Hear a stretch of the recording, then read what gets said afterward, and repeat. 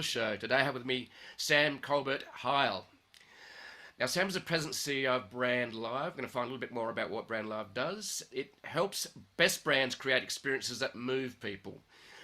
From town hall style internal meetings with soul to major marketing events that drive revenue. Under Sam's leadership, Brandlive has grown from a handful of employees to over 150 and hosted marquee events for companies like Nike, Nintendo, Ark Invest, Wall Street Journal, Square, Google, GoPro, and Adidas. Brandlive was ranked #1 in live events on Fast Company's Most Innovative Companies list in 2021 and in the emerging video category in 2022. During the 2020 election, Brandlive helped Biden campaign to establish its virtual event presence. They powered 230 campaigns for Biden's team, securing more than 30 million in donations. As a child of two lesbian parents, Brandlive's values of inclusion and equity are particularly important to Sam. Is intentionally build a culture that promotes and values creativity, flexibility, and inclusion. Sam started his career in private equity at Kane Anderson Capital Advisors in Los Angeles, a private equity firm focused on growth investments in profitable software as a service and other enterprise software businesses. Prior to Brandlive, Sam spent 9 years in the executive team of Smarsh, the leading electronic archiving SaaS company valued over $2 billion today. Sam lives in the Irvington neighborhood of Portland, Oregon with Sarah and their kids Ari and Sylvia. Welcome to the show, Sam. Thanks for having me. So, Sam, you've had quite an interesting entrepreneurial journey. Tell us a little bit about what got you to put up your hand and say, I really want to be an entrepreneur, and where did that start? You know, I have a tough time remembering exactly what came first, but in 7th or 8th grade, I had a kind of desire to make some money over the summer. And I went to school in Philadelphia, a little school called Germantown Friends School, Quaker school. And there were a lot of parents who were, more focused on academics or being lawyers or doctors.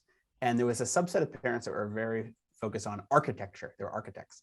And one of my friend's parents had an architecture firm, and Emily Rosenthal and her dad, Gil, hired me to help them build out their intranet site. This is kind of at the beginning of the kind of, website, custom website building days. Yep.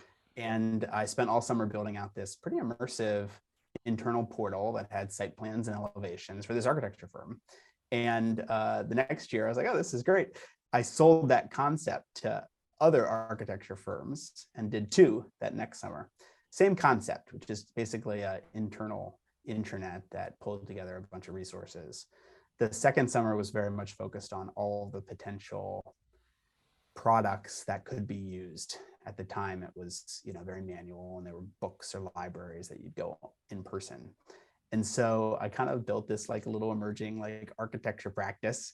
And during those summers, I would have lunch with folks and got myself introduced to Philadelphia politics, because at the time you used to go to lunch at the Palm, which was this kind of big steakhouse downtown. And there were these little caricatures on the wall. And my parents were, you mentioned them in the onset, but were very political.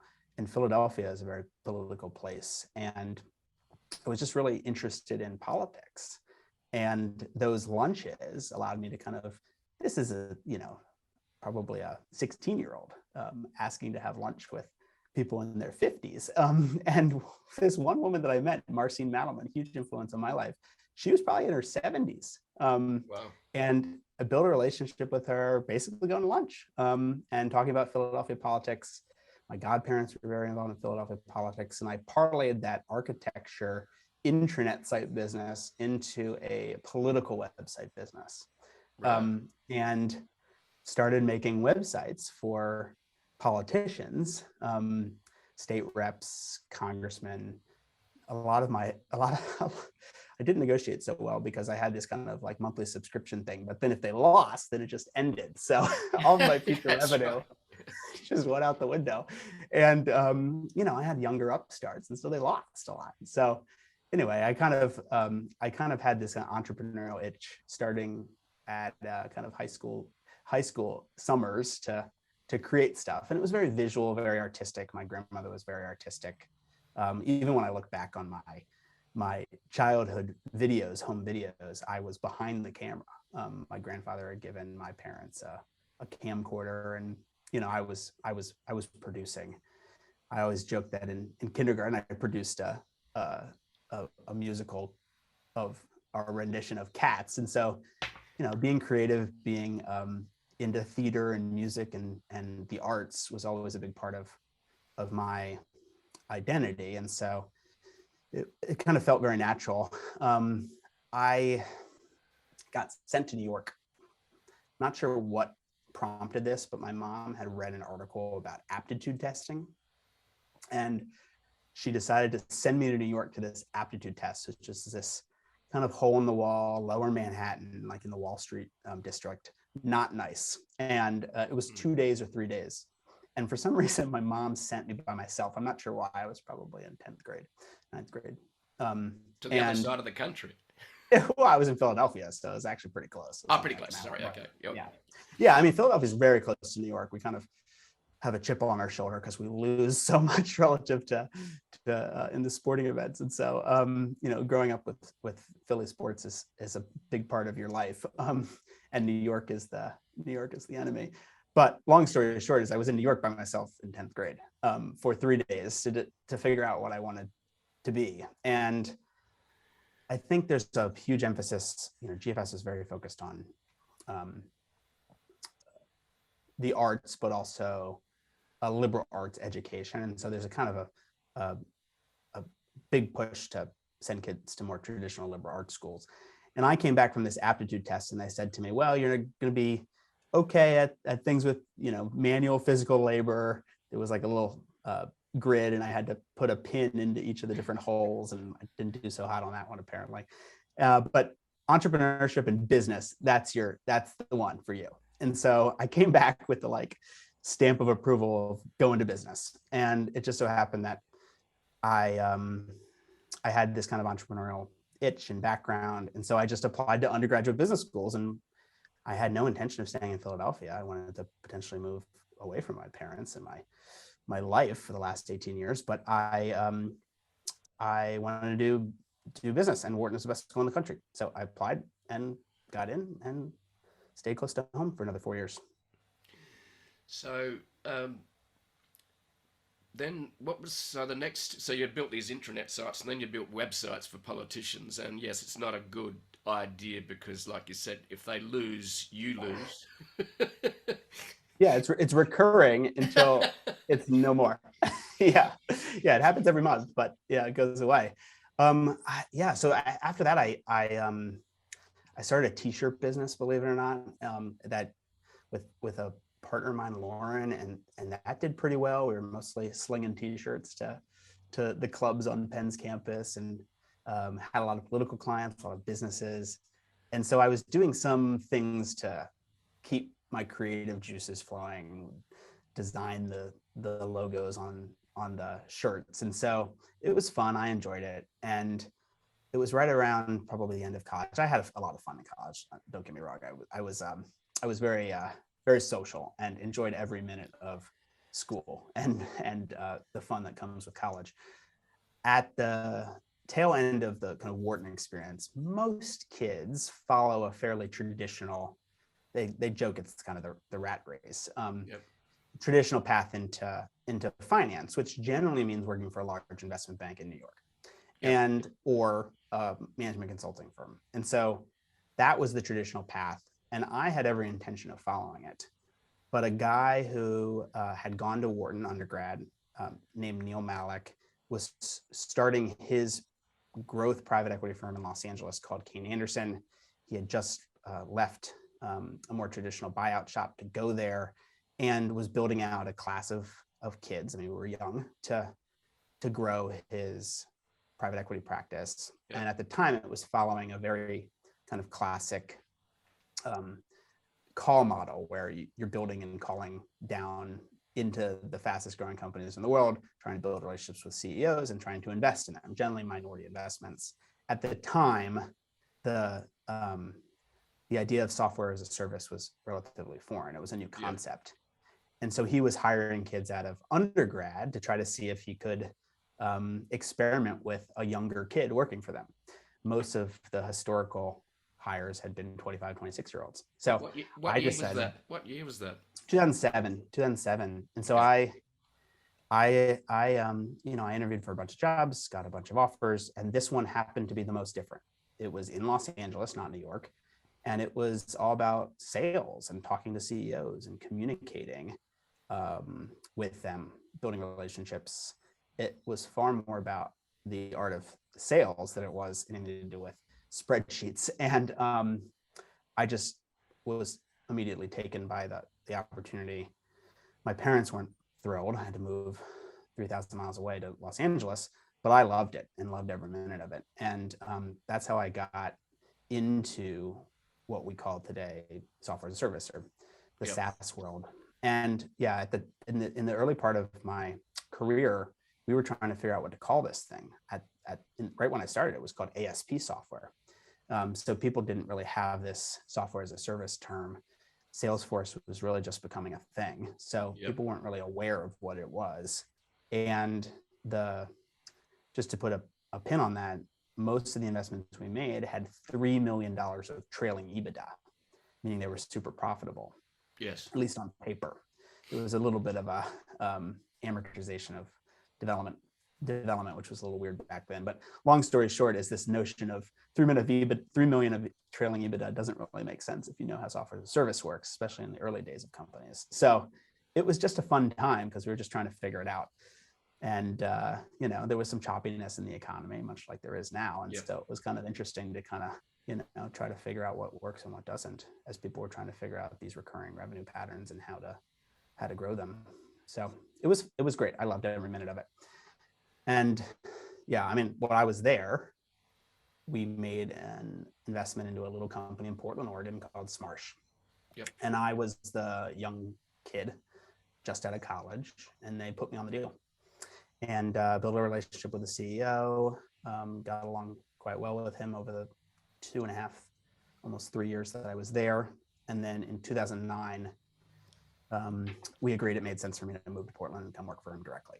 Right. So I left that behind, flew alone to Portland, Oregon, packed up my things in LA, and arrived with nothing. I had to stop at Sears. Remember Sears? Yeah. Stop at Sears Yeah. and get an air mattress. I mean, it's not exactly a couch surfing story, to be honest with you, because the housing market in Portland was so affordable from what I was used to in Los Angeles. I actually bought a condo from LA because it was so cheap. Right. And so my air mattress was just on the floor of my new condo. So the idea that I was slumming it was not true. But I do think that I had every intention of being here in Portland for maybe a couple of years. We'd sell the company, move back to LA, move back to San Francisco, go to New York, do something different. Wouldn't be here my whole life. So that was 12 years ago. So, yeah, software as a service company. So the Smarsh you went to, which is started by Steve Marsh. So you ended up being his right hand man for that. Is that what you end up being with him? Yeah, I was probably the number 2 person at the company for probably 10 years, and we were very kind of early days, so very scrappy, not really focused on titles, but I ran product strategy, corporate development, business development. So that involved building the products and figuring out what to do and building the product team. By the time I left 2018, the business was 500 people and well north of 100 million of ARR. So it had grown quite quickly. When we started, it was probably $1 million in ARR, 2007. So the growth curve and just the things we did over that period were just insane. I mean, and it was, I joke, a little company with a funny name. It was always a little bit of that kind of chip on the shoulder. We're in Portland, Oregon, very understated. Steve's an understated guy himself. So, we had to out hustle, out work, outlast. And in the early period, we were coasting behind a company in California called Live Office. They got bought by Symantec. And so a lot of our competitive set was these large companies, EMC, Autonomy, Symantec. And so not only a little company funny name, but just like up against these behemoths. So it gave us a little bit of a, um, you know, just a little kick to try to Yep. be Take 'em. different. Yeah, the But it was, underdog. Yep. yeah, the underdog. Yeah, I mean, David versus Goliath, but it was a very boring industry. I mean, honestly, we were archiving email and communications from financial firms. I mean, it was required. They had to do it. So it felt in some respects more like an insurance, but it's a wonderful business because it's super recurring. People have to do it by law. Yeah. And the beauty of what we built, of course, is that the world changed. And it used to just be email. Like when we started, it was email archiving. I remember joking that we should change the name of the company into emailarchive.com. That would have been a colossal mistake because the world launched all these new content types. First, it was Bloomberg's terminal, and there was a Bloomberg mail and Bloomberg messaging, and then it was instant messaging, and AOL was the primary IM platform. And so we started to just archive all this other stuff, specifically IM content. And it was right around, I'd say, 11, 12, 13, 14 that we started to like, okay, should we archive some social media content? Should we archive text messages and other forms of communication that were largely coming from a non-email type of content? And so the business had all this built-in net revenue retention from existing customers because you could just archive more stuff. So it was a wonderful business. It still is a very, very successful business. Yeah. So quite often, there's a TED talk recently, I can't remember the name, but he talked about the top 5 things that make a startup successful. And the number one thing based upon 200 startups was timing. Yeah. Well, that's a great example. In 2001, the New York Stock Exchange and NASD, which is the entities that merged to create FINRA, had just started to realize that electronic communications, email, needed to be retained and stored and archived, much like paper records. Yep. So the entire industry was basically created by the regulations, and people put their head in the sand, especially in the financial services industry. So it is a laggard type of curve. It takes a while for the leaders to pull the rest of the financial firms behind them forward. So it took a while, but it's a wonderful business because you have to archive your communications if you're a financial firm. And there were just huge fines that were on the front page of the Wall Street Journal on Saturday for large investment banks who weren't retaining and archiving WhatsApp communications. So super relevant today. Yeah. So you've obviously got to focus on software as a service type businesses. And there are some real advantages to software as a service type companies. Can you tell us what you believe the biggest advantages are? Yeah, sure. I mean, SaaS companies, and again, there's different flavors. Now, software as a service is a huge part of the software industry. And I mean, there's whole conferences and communities dedicated to it. I think fundamentally, from our perspective, and this certainly applies to Brandlive, you have a generally recurring revenue model. Yes. Meaning the thing that you're selling is delivered on a regular basis with high frequency.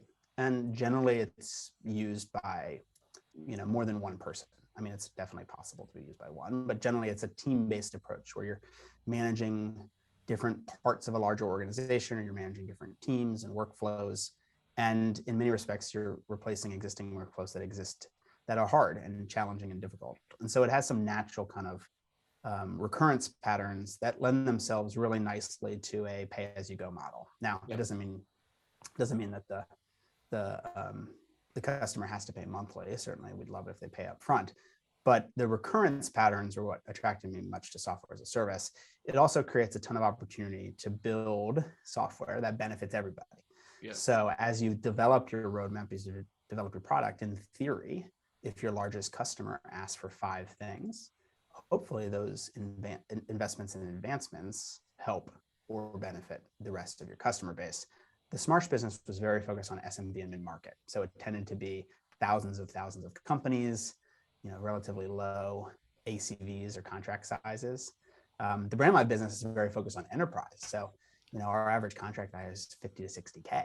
So it's a very different business, but the same thing that I think that I've described is what makes these types of business really attractive, is that you can really invest, and as long as you have a feeling for where the puck's headed, the investments into product will benefit all of your future sales over the next couple of years. The challenge, of course, with SaaS companies, they tend to run unprofitably, especially in the early period, because so much of your headcount is humans. And so you're trying to build enough of a recurring revenue base that you have enough revenue to cover your human expense, assuming that 30 to 40% of your expenses are going into product development. So it tends to be, fortunately or unfortunately, a business that attracts a lot of venture money because they tend to burn money in the beginning. And it does take a long time for SaaS companies. If you look at I've studied this quite a bit. If you look at most traditional SaaS businesses, it takes them 5 to 10 years on average to really get to a certain scale. And that's okay. I think finding product market fit often takes longer. There's not as much overnight sensations, but the good news is once you've found the recurrence patterns and once you've found the base of customers, in theory, as long as you have an ear to the customer and you're focused on the customer, your product should just get better every month, every release, every quarter. And that hopefully should allow you to win more customers. So it's I've been involved with a startup for the last, just gone 10 years. And it's moving to a subscription model. Do you have but the good thing about a software as a service or a subscription model, typically if it's software that's built, once you've built it, then the margins are quite large, aren't they? Yeah, definitely. I mean, most SaaS businesses run their gross margin in the 70s, though some can be even more profitable, even into the 80s at scale, or even 90s. Most of the hard costs are your Amazon or Google Cloud, whatever you're hosting, and then your customer success team or any of your humans who are related to service delivery generally go above the line. So as you scale, it's very common for the gross margins to be really attractive and really high. Which is of course different than most traditional businesses that have physical products that they have to pay for. It's very much emerged from the digital world. It's the intersection of the technologies. So SaaS companies really didn't work until the internet was fast enough to sustain it. Totally. And they I think, again, Salesforce is the pioneer here. It's like the company everyone talks about. The company I feel like, my career grew up around Salesforce. And I always have to remind myself that, software as a service has 2 S's, right? It's software as a service. It's not software, blank software. So, part of the reason why software as a service works is because it's sticky. Services, especially early on as you're growing the business, aren't necessarily bad. They help create a lot of buy-in, and they're also the thing that over time get replaced with the software. So if you can build the feature set to take manual, people-centric services and turn them into software, you've created a really valuable business. And Salesforce started with a lot of services, and over time they've tried to turn those into an ecosystem of partners and into software features.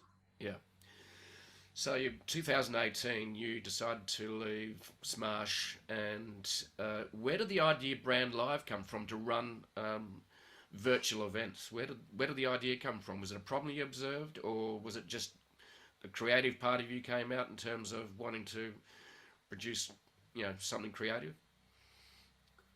So Steve and I left Smarsh in 2018.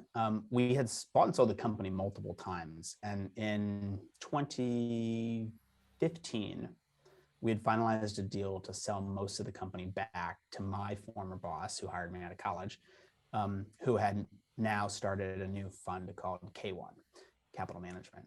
And so the deal closed, I think right around January 1st, 2016. So we stayed for a couple more years to try to figure out the time horizon on the investment. Once it became clear that we were going to buy a bunch of companies, try to get bigger, run the business, and let it compound over a long period of time, it made more sense for us to step away And I kind of took a break, honestly. 2018, 2019 was starting Steve's family office called Ark Invest Capital. And, stretching my brain and trying to learn new skills and figure out new industries and do a bunch of angel investing. And one of the things that you don't realize when you are starting your career in later stage private equity is angel investing is really hard and super time consuming because everyone needs your help. And I always kind of joke to people, especially those that are kind of overwhelmed sometimes, that competence is like water and cracks, like it finds you. And so one of the things that happened is as we started to make more angel investments, I was getting hit up all the time to help these companies navigate whatever they were dealing with. And, it is not a late stage company. I mean, we're trying to figure out where a market's moving, trying to hire your first real salesperson, trying to navigate things that are to you as an entrepreneur super important, but are largely irrelevant. Being able to help a lot of these angel investment CEOs was great fun, but also quite exhausting. Yeah, I can imagine. And so I was like, oh man, do I really want to be doing this? It's a lot of work, and I'm getting hit up all the time, and it's fun. I'm enjoying it, but at the same time, I kind of got the itch to go back into running something again. And I was working on a thesis that there's an interesting opportunity, especially in smaller SaaS companies, to find a business that had $3 to $5 million of recurring revenue. The founder CEO maybe wasn't the perfect fit for the business for a variety of reasons, hit a ceiling, didn't want to, had some sort of, gap that was holding the business back. And you could find those people, those deals that had, again, recurring revenue that may have been growing, but not fast enough. And there were great opportunities to come in, buy out the founders, replace them with a team that you're comfortable with, people who knew how to build stuff, people knew how to create websites, marketing campaigns, build product. We had access to a development team that I had used at Smarsh. So, I was very like okay with buying a company and completely redoing it or pivoting it completely to something different. Yep. And I never thought that Brandlive would be the business, but we had made an angel investment into Brandlive. And so we were on the cap table and attending board meetings. And during the summer of 2019, I was asked to help out, honestly, to help the board navigate another CEO switch. And I had no intention of getting myself involved in Brandlive, honestly, but I was working on this thesis on the side where these founders are hitting a ceiling and behind a bunch of preference. And there was interesting opportunities to buy and pivot these businesses. And I just got introduced to the Brandlive business. And the first thing that I did was to log into the product and try to figure out exactly what it did. I was coming to quarterly board meetings. I should have known what Brandlive was about, but I had no idea. And the website was very much the original intent of Brandlive, which was QVC for your brand. The original name of Brandlive was yourbrandlive.com.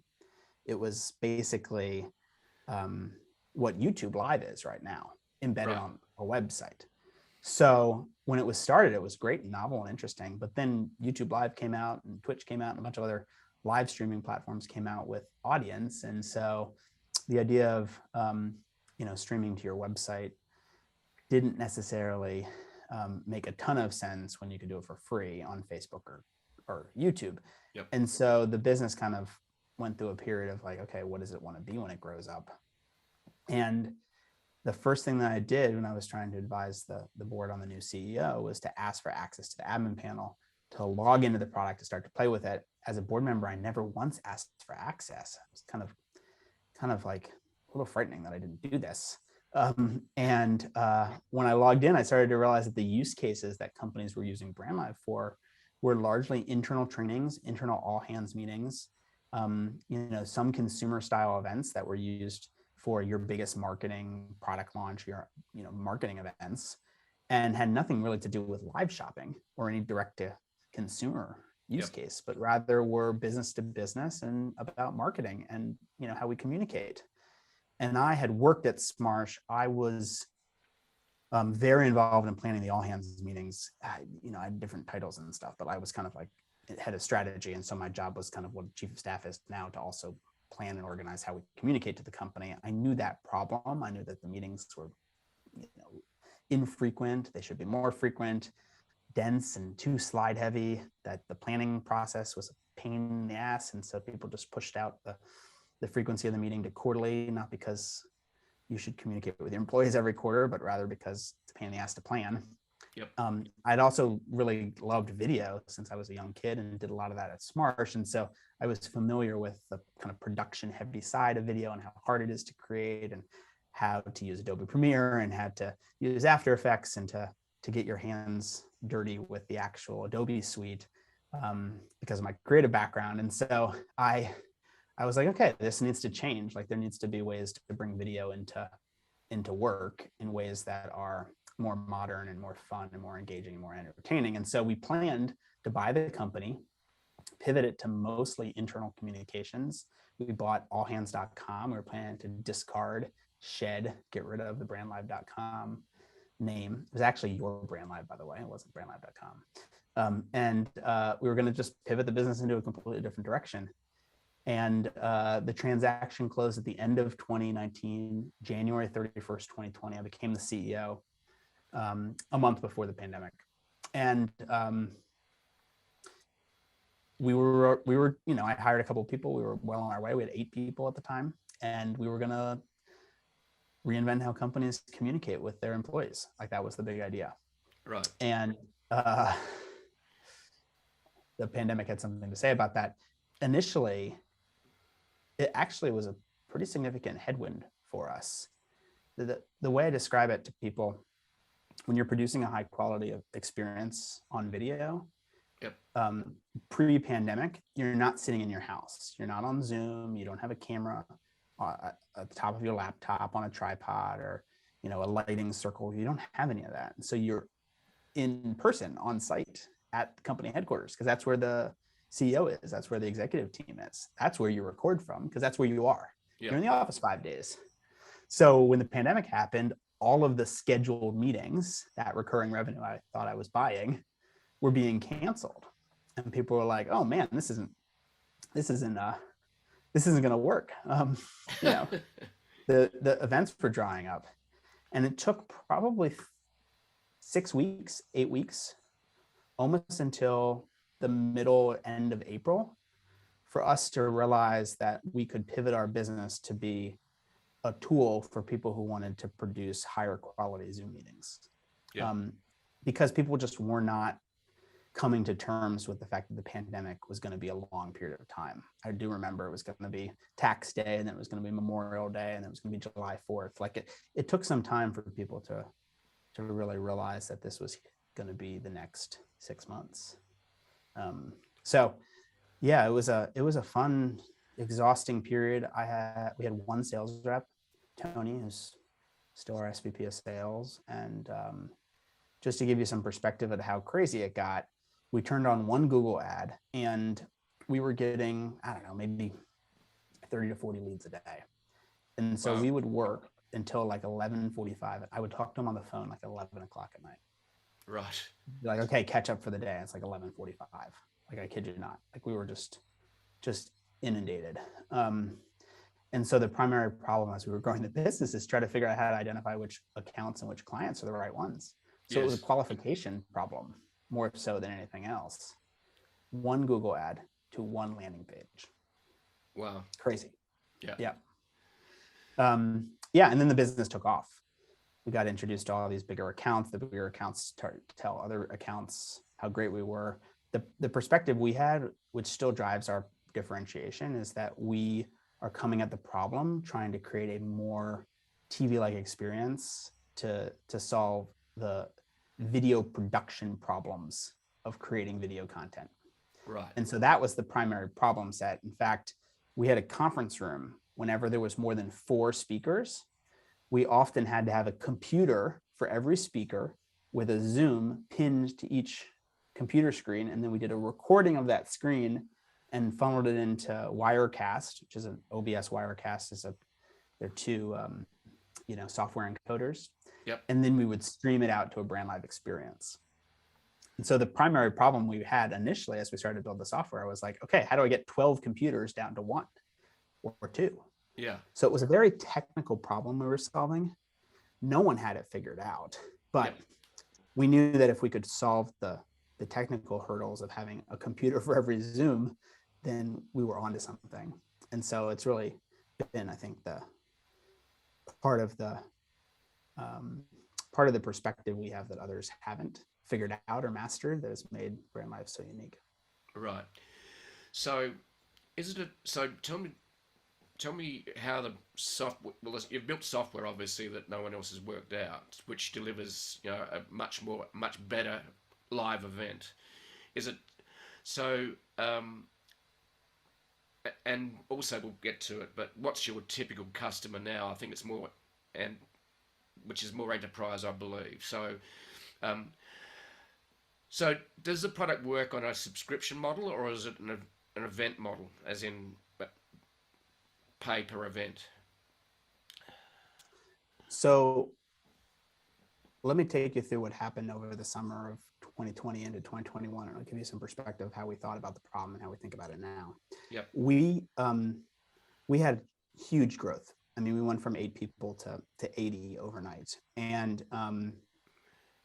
during the pandemic period, we were largely selling a single event experience, generally a large event, a mega event. And I always used to joke to people like, our goal is to be maniacal about the customer and to treat the customer based on what they're looking for. And I came from a software as a service, both investing and operating background. So of course I knew the value of recurring revenue, but there was something really odd and bizarre about a 3-day event in March that just didn't feel like an annual license, honestly. Yep. And the way I joke about it to people is,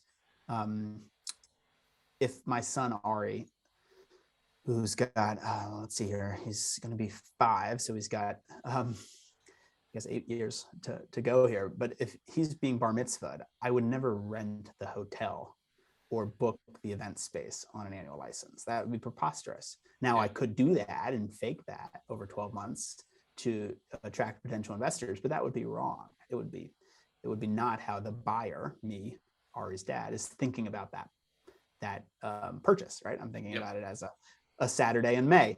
So I kind of felt weird about, our licenses. And so one of the great strengths of Brandlive is we never really tried to annualize use cases that didn't deserve to be annual. If it was a 1-day event or a 4-day event in March, we only sold it as an annual because that's how the customer thought of it.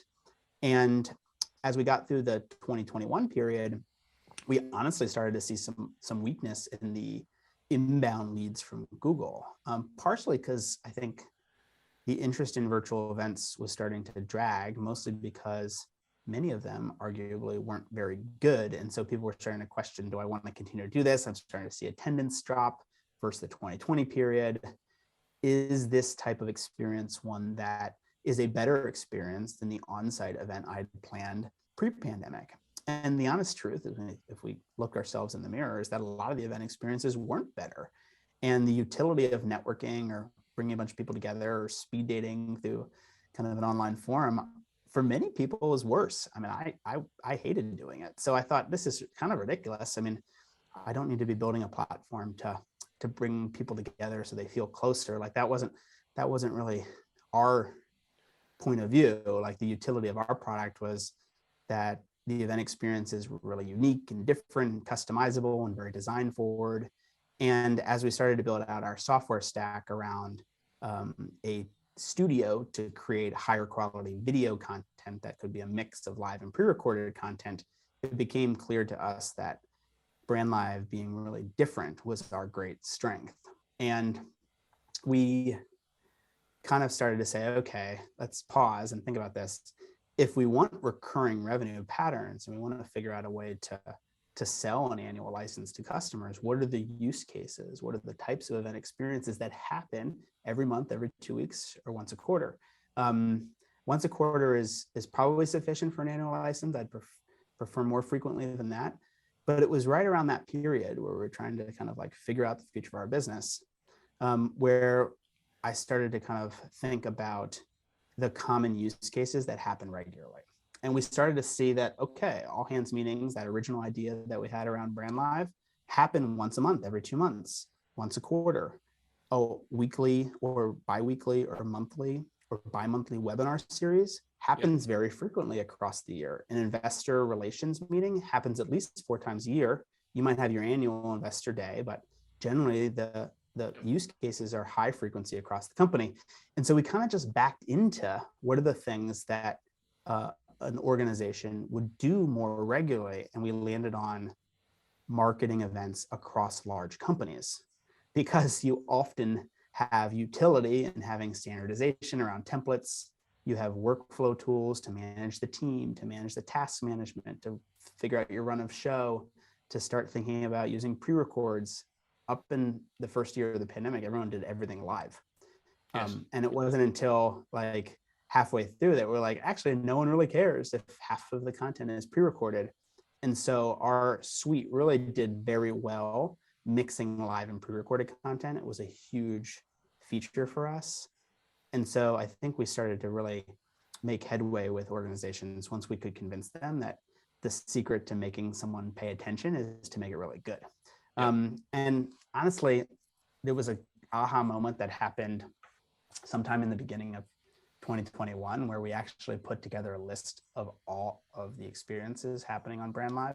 I mean, I completely skipped over our craziness with the Biden campaign, but by the turn of 2021, we put together a list of great events. We said to ourselves, okay, like, what are the best events and why? Yes. It was so the period of time leading up to this was so chaotic. I mean, we were just trying to get the water out of the boat. There was so much interest. And so it was right around this period where we kind of caught our breath and said, okay, what are the good ones and why are they good? And we put together a list. I remember people weren't really responding to surveys at a nice clip. And so you couldn't really rely on survey data. And so we just surveyed our employees and asked anecdotally, what are the best experiences? And we put together a list, probably 50 long. And I kid you not, we went down the list and started clicking on them. And the first couple were cringeworthy. You're like, oh, that's really ugly. Oh, that doesn't look really nice.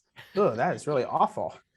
And it is the ultimate when you're an entrepreneur and you're proud of the way your product looks. But then when in the wild, the customers are putting sites together that are really not up to your standards, it was a bit eye-opening. And we thought to ourselves, went back through the list again and realized that almost all of the events in question didn't invest in how the page looked, but rather put the energy and effort to make the in-video experience better.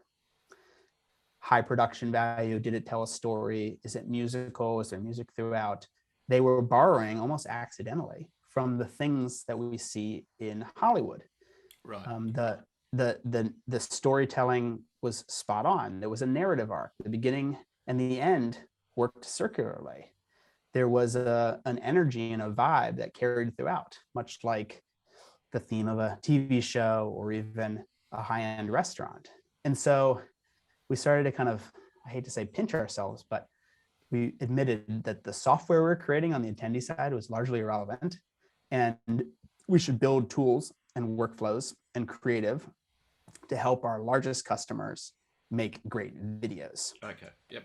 That really made a difference and were arguably shorter, segment-based, and had an arc that could be followed and made the viewer feel something.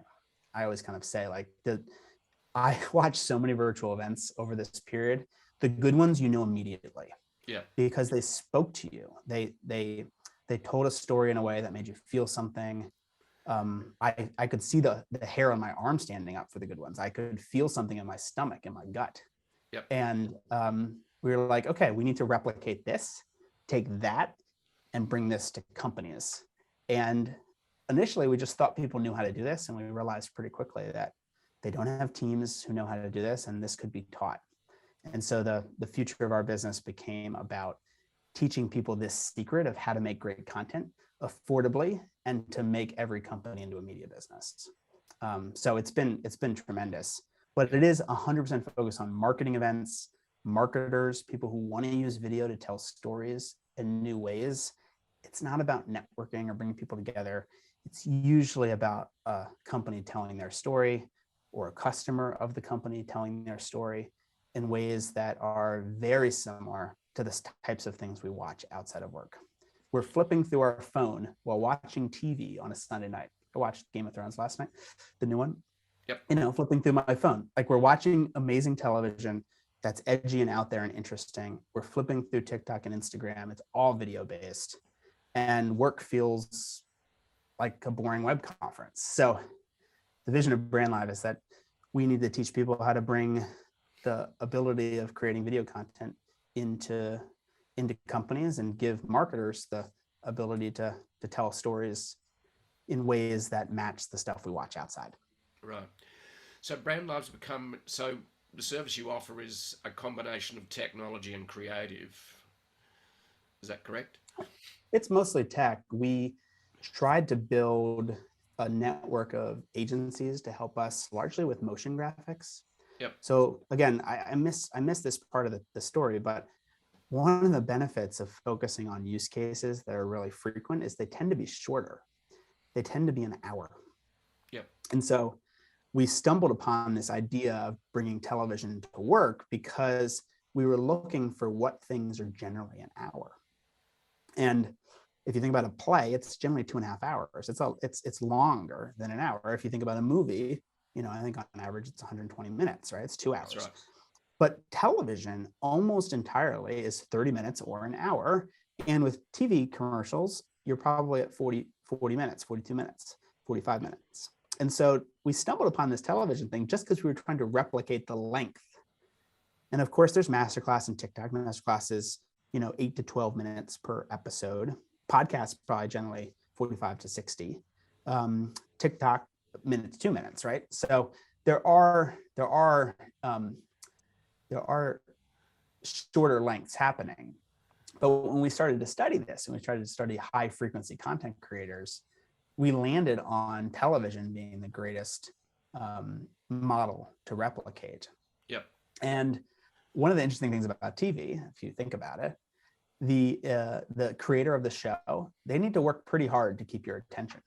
Yep. Because if it's not good, what do? Turn the channel.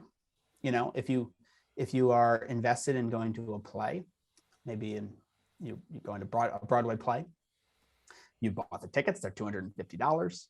You've got a babysitter for you and your partner. You've gone downtown and maybe gone out to dinner. Like, you're committed, you're invested, you're there. The play's got to be pretty bad for you to get up and leave halfway through. That's right. A movie, similar, right? A movie, you often, same thing, go out to dinner, maybe before the movie, get a babysitter. It's a commitment. You've invested. The coffee. You wouldn't. I do have a family member who would order coffee at a movie, but the popcorn and the soda, they're expensive. I mean, they're not cheap. Yeah. I'm a big Junior Mints guy. But anyway, long story short is you're committed, right? The movie's got to be really bad for you to get up halfway and leave. But a TV show, if you're not interested in that, you just turn the channel. And guess what? Virtual event, it's worse than that. You're completely multitasking. You're turning the volume down. You're turning off your camera. You're tabbing to a different tab. You're exiting out. There's no desire to stay if it's not any good, right? Aside from maybe the benefit of other people thinking that you were staying, even though you weren't. Yep. And so we were like, okay, well, how do we do this? How do we find a way to get people to want to attend, to want to experience the meeting for our clients? And so we started to really study everything about high frequency content creators in Hollywood. And we focused arguably on the things that happen every day, right? The thesis, of course, was that the creation process is the hard part. Yes. Why do people push their all hands meetings to 4 times a year? Because it's a pain in the ass to plan them, not because they've convinced themselves that they should communicate with their employees 4 times a year, right? Like, it's a content creation problem. And so we were like, okay, well, how do we study the people who do this a lot? And so we focused on Ellen, Oprah, Jimmy Kimmel, Jimmy Fallon, maybe morning radio. Because guess what? They plan those every day. Yep. And a couple of interesting things popped out where we were starting to like study this. I know it sounds kind of obvious, but at the time it wasn't obvious. Almost all of those programs are pre-recorded. Not a Yes. single one that I mentioned, including Howard, radio, is it entirely live. In fact, if you're driving to work and you're listening to one of those radio programs that are on kind of the pop channels, a lot of those segments are pre-recorded. Almost Yeah. every one of the like getcha segments are all pre-recorded. They're not like putting their phone number out and having people call in live. A lot could go wrong. So it's all pre-recorded the day Yeah. before, week before. Gives you more control. So much more control. And Yeah. as a listener, I'm not like, oh, they're pre-recording that. That's terrible. Like, not, my brain doesn't go there. NPR is largely pre-recorded too. The nightly news is pre-recorded, a lot of it. So we started to think, okay, this is really interesting. Ellen and Oprah, way pre-recorded. Jeopardy pre-recorded. If you look at Jimmy Kimmel and Jimmy Fallon, they were recording at 2 p.m. So none of it's live. That's why if you watch Jimmy Kimmel after an NBA game, it doesn't really feel like it's right, because it was done before the game. So that was really interesting, because we were like, okay, this is eye-opening. Every high frequency content creator wants to invest intentionally in pre-recording components.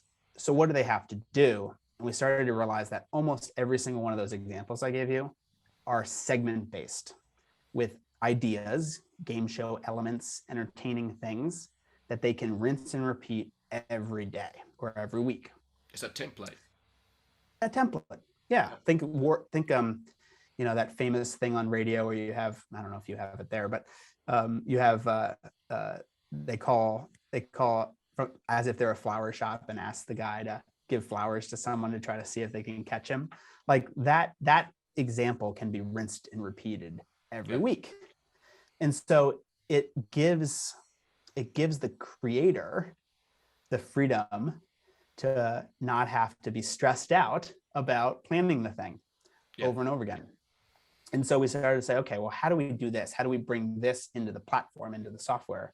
And we started to develop segment-based approaches where we have intro graphics for 3 minutes with music, walk-up cards, segment 1, 5 to 8 minutes, chapter card for 18 seconds, segment 2 for 10 to 12 minutes, maybe some sort of game show to introduce new hires, or some sort of entertaining element that's the panel, outro, take Q&A, so it's live and authentic, music at the end. And it became a formula that then became easy for us to coach and teach our customers. And to answer your question in a very roundabout way, it was that process that we realized that our customers did not have creatives or production people in-house like we thought they did.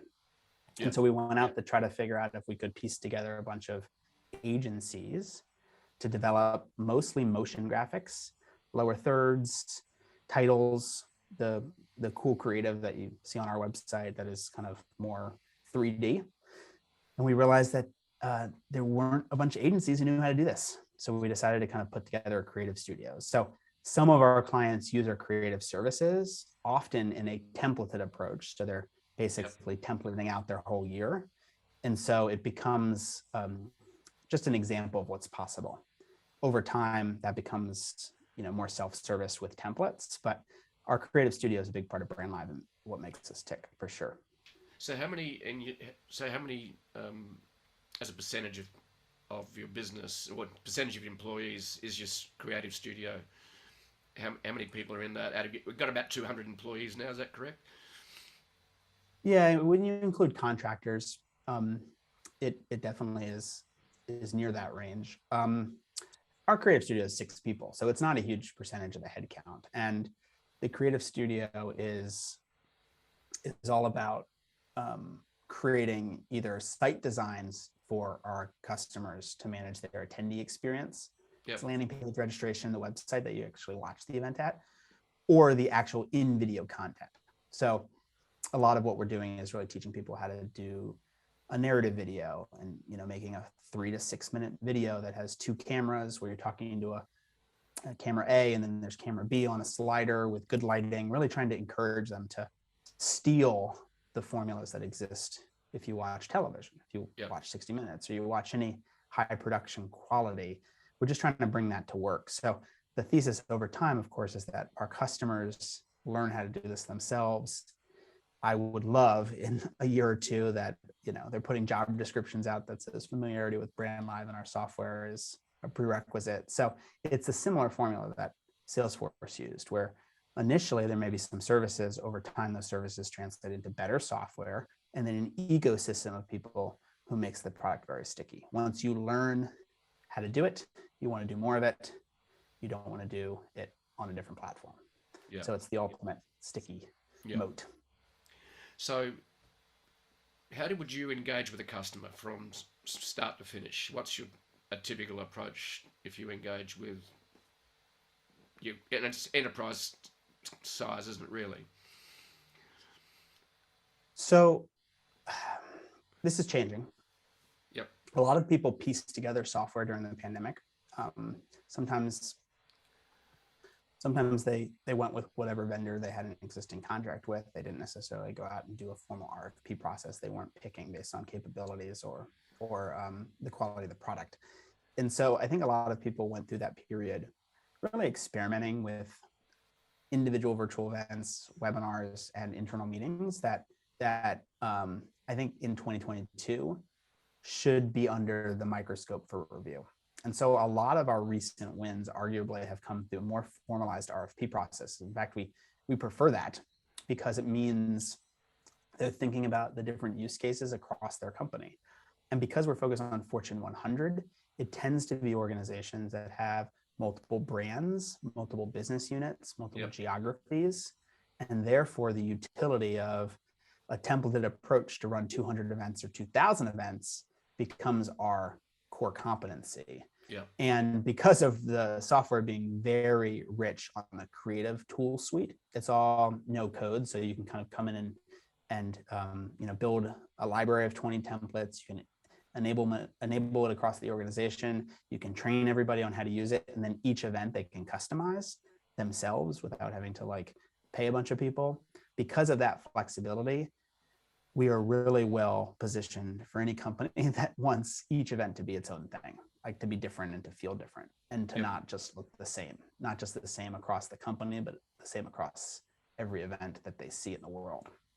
And so we are more recently being introduced mostly into the marketing organization. I would say largely a CMO or a marketing director, someone who's got creative bones in their body, creative juices, but maybe needs help. Yep. And who wants the stuff they're creating to be so good they're proud of it. Yep. And it's hard to be proud of a boring webinar if it doesn't look like the stuff you're watching on Sunday night TV. And so we're just trying to really play at giving people the creative tool set, both with our software, with the workflow tools that we build into the product, task management, team management, template management, but also the tool to mix live and pre-recorded and to broadcast that as a single stream. So that becomes the core competency, and it works great, especially if your events and experiences are generally 30 minutes, 45 minutes, or an hour. We also then want to engage with our large customers for their big events of the year. So their top 5 events of the year, we'd love to do all of them. They tend to be customer conferences with hundreds of thousands, if not millions of people. Yep. So the goal is to really help a large company with all of their marketing events, their tier 4, all of their marketing events, their tier 4 webinars, all the way up to their most important event of the year. Right. So that's how we engage. And it's generally, I'd say probably 60 to 90 days before the event for the tier 1 marquee events. And then for the webinar series, a lot of it is trying to plan for the whole year, right? So you're trying to kind of really encourage people to be intentional about how they plan out these things, encourage them to use our recording software tools and to really invest in pre-records. And so a lot of it is an active ongoing relationship that you're developing over time. Yep. More recently, we've had a lot of people engage us with our creative services. And so we'll introduce that as part of the sales process, mostly towards the end of the sales process, kind of post being an account. So that's how we engage. But generally, if we're doing this right, we're dealing with 5 to 10 people across a large company. So it's not just one person. It's Right. teams of people. You'd have some visibility in terms of how the event industry, which is huge in America, America's maybe got the most event-centric event culture in business. Um, Now the pandemic came along and sort of thrown a whole spanner into the works in terms of live. How do you see the event industry evolving in the future? Because you must have some real insights into that. In other words, this combination of both live and also virtual events, which are almost being, it's almost like a hybrid, isn't it? Just like work's going in a way. How do you see the event industry evolving? I'd be interested in your thoughts. So I mean, hybrid work is a really good metaphor, and I think a good thing to talk through as we talk about how the event industry is changing. Yep. Most of my peer CEOs, most of our clients, when I talk to them about hybrid work, agree that it's been a lot harder to get people to come back to the office than they realized. Yep. Um, of Yeah, the course, genie's that's out I of the think genie's out of the bottle. yeah, it's really hard. It's really Yeah. hard. And at Brandlive, we have a younger employee base. Our average age is 28. I thought people would rush back in. I thought they were lonely. I thought they wanted to be back with people. Um, the data does not prove that out. Yep. Everyone says their most important thing is flexibility, and at Brandlive, we're a creative organization. You'd think that being together would be we, at least that's part of our thesis, that it's going to be beneficial to us. But it's been hard to get people to come back. And I think at this point, right, going into September, back to school of 2022, we are expecting that more and more organizations are going to be requiring 3 days, 2 days in the office. It seems like Apple and Nike in particular are two that have done that. So I do expect most large companies to have employees in the office half time. That's kind of the way I would think about it. Yep. And it's also, of course, with inflation and if you've traveled recently, that it's super expensive to get anywhere, even if you're flying to San Francisco from Portland. And so, the cost of travel is expensive. I think a lot of people look back on the pre-pandemic period and kind of question whether they really needed to travel as much as they did, Yep. especially with young families trying to prioritize their life in new ways. And so I think that there's going to be, at least for the considerable future, call it the next 5 years, real doubt about events that are entirely in person, unless they're conferences that are focused on networking and lead gen. Yep. And so that part of the market is not an area Brandlive focuses in. It's not really the types of events experiences that we did during the pandemic. And I think arguably are the ones that are going entirely back to in person, because the event professionals that plan the event loved doing them that way. And a lot of the people who went to attend them loved going to them to network and to meet people. Exactly. Thirsty for the extroversion. And so, we're totally copacetic that the conference industry, the event industry, the ones that make money off of events, will largely go back in person. And I think you've seen a lot of small events go back in person because small events do better in person, arguably. Yeah. And I think that's okay.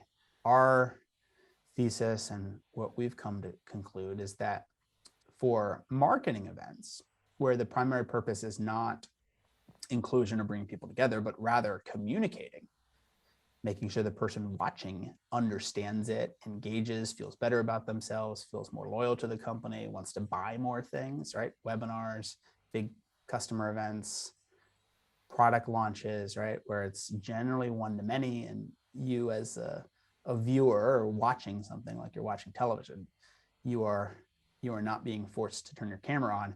Those types of experiences, we are seeing people move to more asynchronous viewer patterns where they're creating great content, they're broadcasting as if it's live, but they're also doing a ton of post-event marketing to try to drive people to the asynchronous consumption of on-demand content.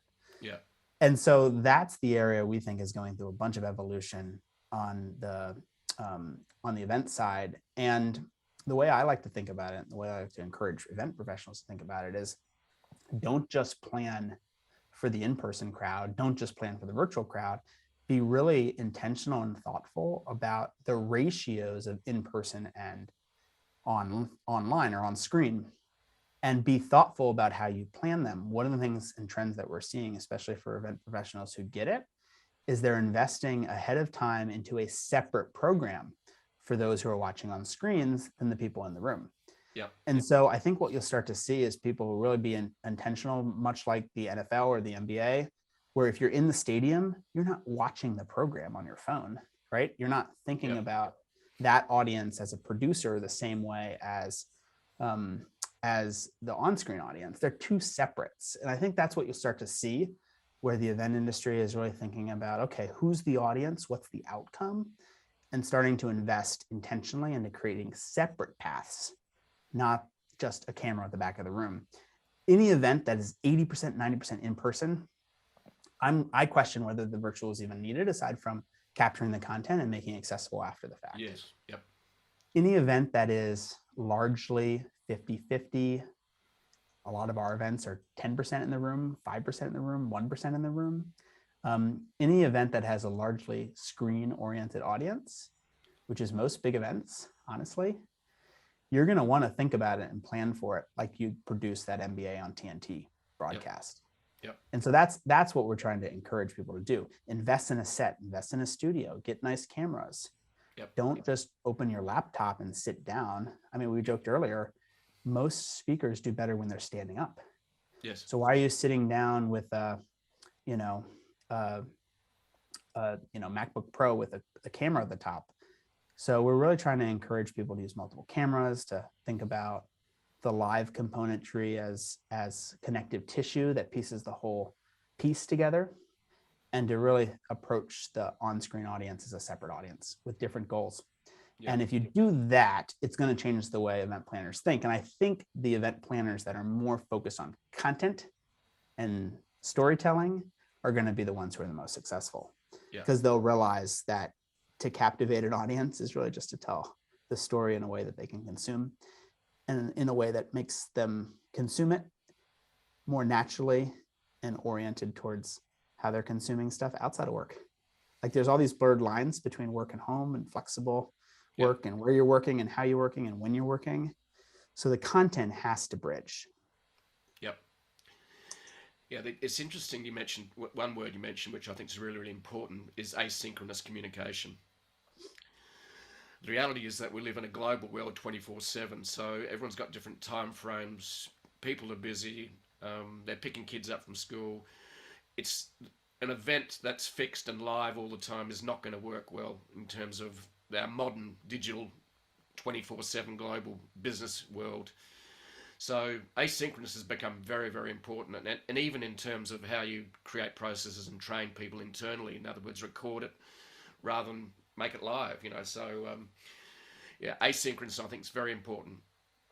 One of the trends we're seeing is large companies are not just allowing the replay to be downloaded and put into some sort of Dropbox folder or on some company intranet. They're actually scheduling the broadcasts and streaming them as if they're live in each time zone, so that the audience feels like they're not missing out and they feel engaged. Interesting. And then they're taking one segment, either the intro, the outro, or the Q&A, and they're doing it live. Yep. So we had one large client who did 12 events. It was the same content. One component was live, or in some cases, not any live. And they broadcast it basically based on the time zone of the audience.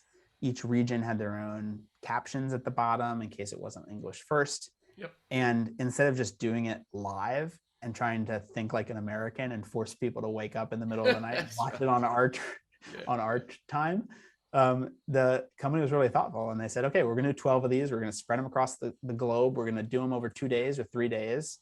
And we'll take live questions for the global audiences, so you don't feel like you're missing out. But 90% of the content was reused from the first session. So it was really easy to plan. The speaker didn't have to do it 5 times. And I think you'll start to see more of that. You'll start to see people thinking like they're producing a TV program. Yeah. The other thing you've mentioned too, which raised a question with me and how important it is how important is storytelling in your creative process? it's a very important. And the way I kind of, how do I back up? I'll give you a couple of examples. I think when we were starting to kind of plan our own events, whether it was a marketing webinar or even our internal all hands meetings or all company meetings, we started to kind of like try to figure out if we could come up with a theme to build a story around. And what we found as we try to do them ourselves is that's really hard. Coming up with a theme and then writing a story to match the theme was the inverse of what we should have been doing. We should have been trying to figure out what we're going to say and then go build a story around that. Right. And so I'll give you an example. I mean, last all hands meeting I had, which was a month ago, end of July, it was largely focused on a message that I wanted to encourage people to not get burnt out and to take time off and to spend time with their family, time you won't get back. And so I'd come to the conclusion that I wanted to communicate that. And of course, as a CEO, that then trickles down into how you structure vacation and how you encourage people to take it. And that became the kind of like, okay, I want to talk about this as a subject. I had a couple other subjects too, which I won't get into, but that as a subject felt very real and very timely, relevant. And so that became the foundation for, okay, what are we going to call this theme? What theme do we build around this meeting? And we came up with this concept of a road trip where you had a character, you could see their hand on a steering wheel, right, driving through this kind of like 3D amazing world. And it was at that point where someone said, okay, well, this is great. It's cool. It feels like Brandlive. You know, we can put some summer music on top of it, so it feels very much like the intro to the event. And someone said, you know, what would be really cool is if this thing actually had real life humans, your employees, on the screen too. And so 3 days before the event, instead of just going with what we were planning to go with, we actually emailed out through Slack, of course, all of our employees and asked them to contribute their summer photos from their summer vacations. And this kind of like really fun but impersonal intro video turned into this personal hundreds of photos being shared across the company intro, right, that actually created some human elements to it and gave the narrative a more connection oriented feel to it. That idea just came naturally. We are now, with all of our customers, encouraging them to do that type of thing. Whatever the theme might be, incorporate your people, your photos, your company culture into the intro. And so what used to be this like, okay, we're going to have this random theme and it might tie to Valentine's Day or July 4th or summer road trips, has now turned into culture creation and connection and making the person who's watching on the lookout for their photo. Oh my God, there I am. Kind of like the Jumbotron. And so we've actually backed into a lot of the storytelling elements that we create are actually done at the end, not the beginning. And so we've really encouraged our customers to script out what they're going to say, to write it down. Our product has a teleprompter built in, so you can look through the teleprompter, you can read the script as you're communicating directly into the camera. There's a bunch of other benefits. Obviously, you stay on message, but the number one benefit is you're looking right in the camera, which is a big deal. Yeah. So, you know, our product suite over time is really going to encourage people to follow storytelling tactics, to have conflict, to be open about conflict. We call it the no hard way story, the challenge you faced and how you overcame it. Even in our internal meetings, we have a segment called Story Time, which is all about what you've never told someone at work before. And it's all about the raw stuff. We don't want to hear about your career. We don't even want to ask about where you went to college. It's not about that. It's about the challenges you faced, how you felt as you overcame them, what it means to you to have had that conflict or down moment of your life, influence of your parents, And so we're trying to really encourage companies to think like storytellers. Over time, I'm not 100% sure what that looks like, but I know on average, it's going to be shorter, better content that is worth consuming, back to your point on asynchronous, after the fact. Yeah. In order for someone to want to watch it a day later or a week later, it's got to be good. And in order for them to remember it, it's got to have a story. People remember stories. Yeah. One of the most powerful ways to actually sell is to tell a story and then make a point. Then it's human and it's memorable. I remember when I started presenting, it was about facts and figures, and I went, then I realized that it was boring. So it was time to tell more stories. The financial slides in an all hands meeting are the lowest ranked segment across our customers. Yeah. People want to know that their jobs aren't at risk. They don't care about the details. And I stumbled across a company called Axios that creates great newsletters, and they've just sold themselves for over $500 million after being in business for 6 years. And it's all about creating content that people will keep reading. In other words, this is about written content. You're creating more video, but it's the art of communication. And we've got in a digital world, we've had to learn how to communicate better. And I think the phones changed in 2007 with the iPhone coming out, I think a bit earlier than that. It's changed how we consume content and communicate, and I think that's really important that we keep learning how to do that. And so I dived into what Axios do in terms of their templates for communication. And they did it from data. They worked out that people only read the first paragraph. Right. Yeah. So I've experimented with their template and tactics, and I put it onto Medium, and Medium's a great tool because it actually measures how many people read to the end. And that one article I wrote based upon the Axios, what they call smart brevity communication in written word. Guess what? That one article has got had as much people reading right to the bottom, nearly 40%, compared to the rest of the articles I wrote four before that. So it's really interesting using data to work out how to communicate better. Are people reading to the end? Have we got their attention? Or are they just reading the first sentence and that's it? I love Axios, by the way, and they're very political, right? They actually had a foray into video content too with their HBO special, but we started to experiment with shorter form content for regular things, like whether or not people were getting promoted and or leaving the organization. And we actually found that a minute of video is just as compelling as a 10-minute segment on that subject.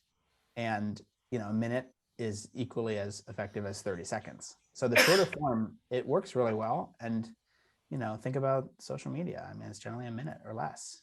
That's right. And some of the other tactics are when you write, you try and draw them in and tell the point at the end. They're saying, don't tell me something familiar, don't waste my time, and tell me something interesting I don't know about right off the bat. And then their number 2 is always why it matters. Right. And it's fascinating. It's really so. I love the art of communication, and just hearing what you said about how you're trying to develop in a video format and for events is absolutely fascinating. Well, I think just to put a bow on this, I'm not sure we know yet the types of video content that are going to be the most effective. And so our goal is to help people experiment, to help them tinker and tweak and to just make stuff up so that if you measure it and track it and test it over the next 5 years, we'll have a better sense of what works. I mean, honestly, the TikTok generation is going to be coming of age, and they're going to be running companies over the next 10 years. And so you're going to need, as a larger organization, you're going to need to connect with, communicate with that generation in new ways, and you're going to have to use video. And I do not believe that we have any idea of what the type of video communication that is effective at this point. And so our goal is to not necessarily find it's more the journey than the destination, in Yeah, the sense absolutely. that like you're learning how to do something so you can continue to tweak and iterate it over time. Yep. And as long as you're tracking and measuring what works, in your Axis example, it's the percentage of people that get to the bottom of the screen. That's Like right. that is the same kind of thing that we're trying to bring to the table too, which is like, did they watch it? Did they like it? Did they remember it? I mean, it's really basic stuff. And so, giving the companies that we work with the freedom to explore, experiment, to try new things is in many respects the values we're trying to bring to the table. Yeah.